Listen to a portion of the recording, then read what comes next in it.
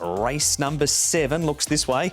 And we've got Savaquin with, actually we'll go back to race number 7. Savaquin's to preview in race number 9. Power Cap at the top of the book has won a trial since we've last seen him. Family Folks is a 4-time course and distance winner.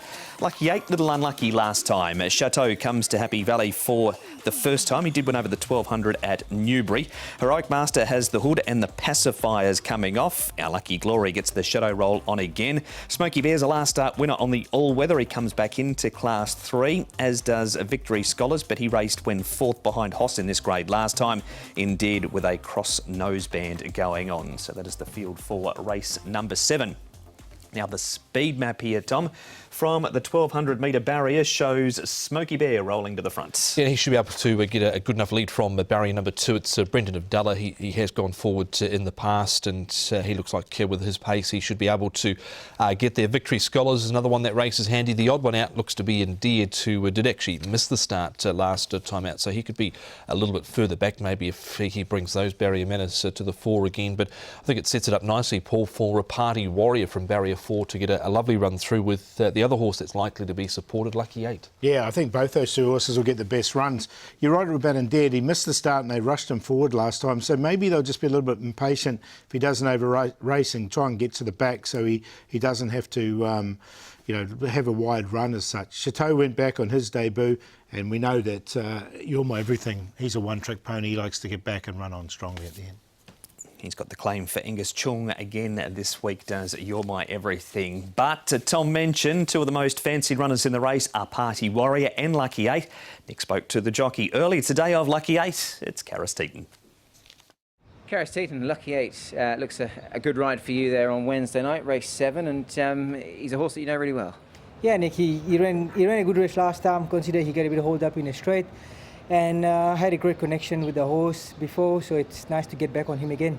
As you say, that run last time, he was a little bit unlucky. You didn't ride him, but to get back on him after that certainly would be a positive, perhaps.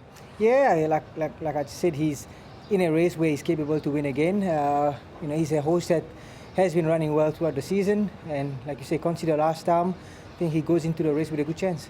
C+3 course, he actually won on that course, and he's drawn gate 6. What's your overall assessment of that? He's got some good speed at the gate, so I think he can get himself into a nice position. And they will fan off in the straight, and let's hope he gets a nice run and he puts the effort. He began, Paul, with a bang in his career at Sha Tin, but Happy Valley's really reinvigorated him this season, hasn't it? Yeah, and he's been racing some pretty strong fields as well, and he's been racing very well, Lucky 8. As Tom said, I think he's going to get the best run in the race, so he's one of the leading chances for me. He didn't get a great deal of luck last time out from barrier number 1, so if he doesn't get snookered away this time round, I think he's certainly one of the big dangers to the favourite here. Here is what is going to likely be the favourite, Tom Party Warrior. He was tried over 1650 2 starts ago, didn't run the trip out strongly, straight back to the 1200 metres. He runs on second behind Hoss here. Yeah, and this has been proven over and over that this is his course and distance for Party Warrior. 2 wins from his 8 starts, 3 other second placings. He's off a rating of 67. He last one off 66. It was a big run from the tail of the field here. Report 22.49 for his last 400 metres.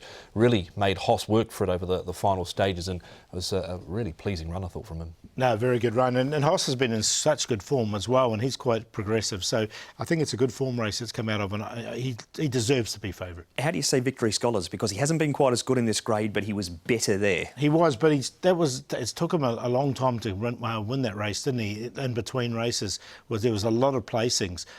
Look, I just wonder up in this grade, that was the query I had. And he looked sort of a little one pace there last time out, so I think he does just tend to struggle here. He's won a recent trial up at Chungfa, was quite easy, but very one pace late there, so he didn't look strong.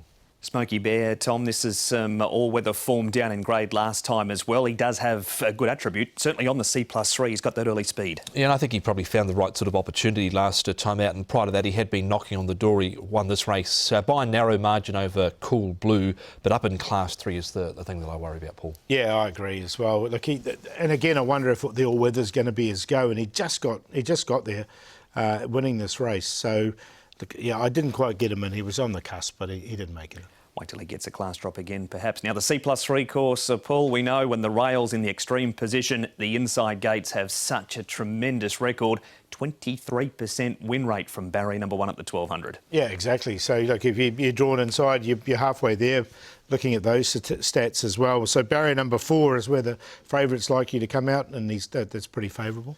You could see those sort of inside 6 gates compared to what the outside 6 gates do. They'd have a greater number of wins well and truly over what you can do from those outside draws. It's really tough with such a short run to the first turn. I reckon it's only about 120 metres of that. Well, Power Kept draws 1, Smoky Bear 2 and Our Lucky Glory 3. And here is Power Kept. Tom, he's just been fair lately, but this is a recent trial where he runs second behind Lost Child. Yeah, there was a few races sort of midway through the season, beginning of this year, where he ran okay. I didn't mind the trial here behind Yellowfin and Lost Child in this effort as well. Closed off nicely when he was asked over the final stages there. He's won off a rating of 76, Paul, so he's about that at the moment, and he's got a much better barrier draw to work with this time round. So with the draw and everything, I'm going to give him a chance here. Yeah, look, it wasn't a bad trial, was it? The only thing is, I don't know if barrier 1 would suit this horse. I know that sounds a bit strange after looking at those stats, but he does get back, so he wouldn't want to be too cluttered on the inside. The other one, Paul, that is well drawn with those barrier stats is Our Lucky Glory. He's run 4th in a trial behind a Pinghai Galaxy. Shadow Roll goes back on again. Harry Bentley 4, Jamie Richards. Yeah, so look at the trial wasn't too bad from him as well. Look at the Shadow Roll will go back on him, and he's another one that's drawn well in barrier number 3. So look, he's going along nicely enough here at the moment. Just needs to settle. Hopefully the Shadow Roll can help with that, because he did want to over-race a bit in the mid-stages last time out, and he sort of boxed on next to Power Kep in that Sompak Foo race, but would need to improve a little bit. The Shadow Roll on, so hopefully that just helps him relax a little. And just on Pinghai Galaxy, he pulled up lame race after morning, so that's the reason he was disappointing on the weekend. So we'll see him again soon, but reason for the failure. Selections, Paul. Going to go with the horses I think will get the best runs in the race, and the ones that are in form at the moment as well. So I'm going to go with the favourite, Party Warrior. I think he's going to get the perfect run just in behind the pace. The horse is going well. 1200 looks ideal for him. Lucky 8, look, another one that's going particularly well. He did win 3 starts ago. He's had a couple of good runs since. He's drawn nicely in barrier 6. Going to put Heroic Master in this as well. Now, Heroic Master did win over 1,000. He's here at 1,200 metres. He's won off a rating of 65. They put him straight up to 74, and he's sort of struggled. He has run 3rd off 74, so he is capable. He's on this rating of 70 as now.